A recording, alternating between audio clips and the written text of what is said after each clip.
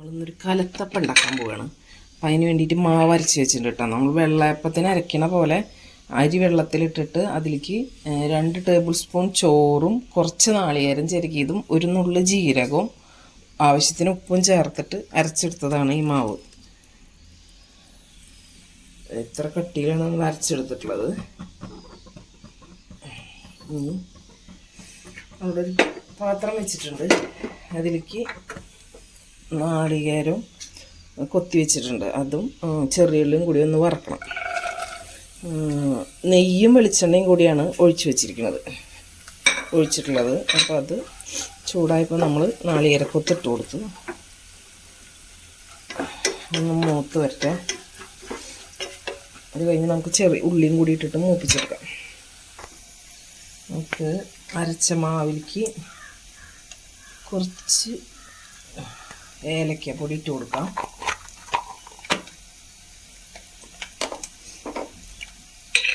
ഏലക്കപ്പൊടി. പിന്നെ നമുക്ക് ശർക്കര ഉരുക്കിയത്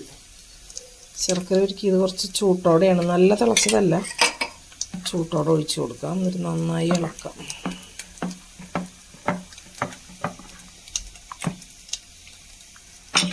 ആവശ്യത്തിന് മധുരം ചേർത്തിട്ട് നമുക്ക് നന്നായി ഇളക്കിയെടുക്കാം.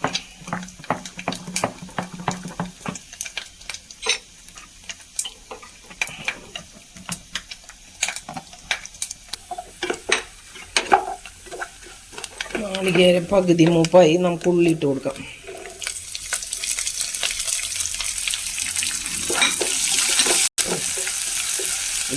ചെറിയ ഉള്ളി ഒരു 10-25 ചെറിയ ഉള്ളി ഉണ്ടാവും, അരിഞ്ഞെടുത്തതാണ്. അപ്പം അതും കൂടി ഒന്ന് നന്നായി മൂത്ത് വരട്ടെ.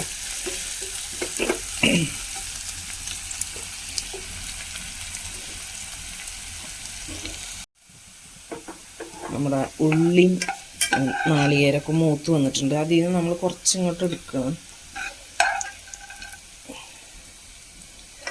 കുറച്ച് കൂടി എടുത്ത് മാറ്റി വെക്കട്ടെ. ഇനി ഒരു കാര്യം കൂടിയിട്ട്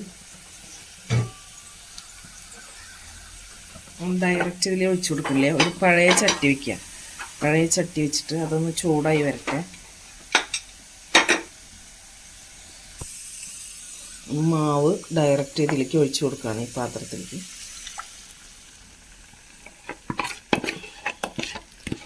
മാവ് കംപ്ലീറ്റ് ആയിട്ട് ഇതിലേക്ക് ഒഴിച്ചു കൊടുക്കുക. അതിന് ശേഷം ജസ്റ്റ് ഒന്ന് ഇളക്കി കൊടുക്കാം.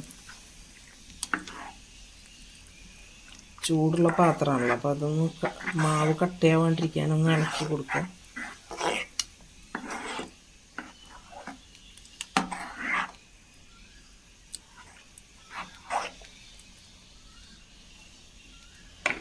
ശേഷം നമുക്ക് മാറ്റി വെച്ചത് ഇതിൻ്റെ മീതെ ഇട്ട് കൊടുക്കാം.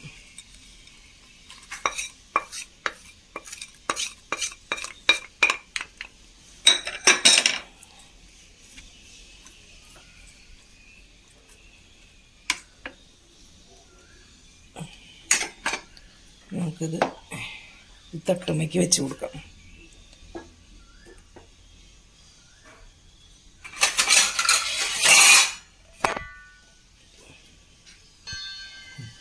ഒരു 5 മിനിറ്റ് നമ്മൾ ഫുൾ ഫ്ലെയിമിൽ വെച്ചിട്ട് നമുക്കിതൊന്ന് മൂടി വെച്ച് കൊടുക്കാം. കറക്റ്റായിട്ടുള്ള മൂടി വെച്ചിട്ട് മൂടി വയ്ക്കാം. അത് കഴിഞ്ഞതിന് ശേഷം നമുക്കൊരു 20 മിനിറ്റ് ഇത് സിമ്മിൽ വെച്ചിട്ട് വേവിച്ചെടുക്കാം.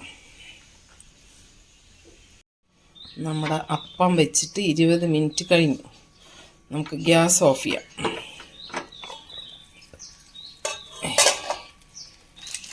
ഞാനൊന്ന് കുത്തി നോക്കിയായിരുന്നു, വെന്തിട്ടുണ്ട്. നമുക്കിത് വേറെ പാത്രത്തിലേക്ക് ആക്കാം. വേറെ പാത്രം വെച്ചിട്ട് അതിലേക്ക് ഒന്ന് ചൂടാറിക്കോട്ടെ, എന്നിട്ടാക്കാം. റിസ്ക് എടുക്കണ്ട. ഇടാ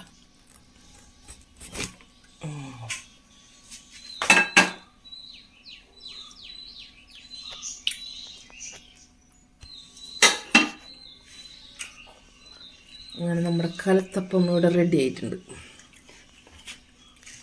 ടേസ്റ്റ് എങ്ങനെയുണ്ടെന്ന് അറിയില്ലേ, മുറിച്ച് തന്നെ നോക്കി നോക്കണം.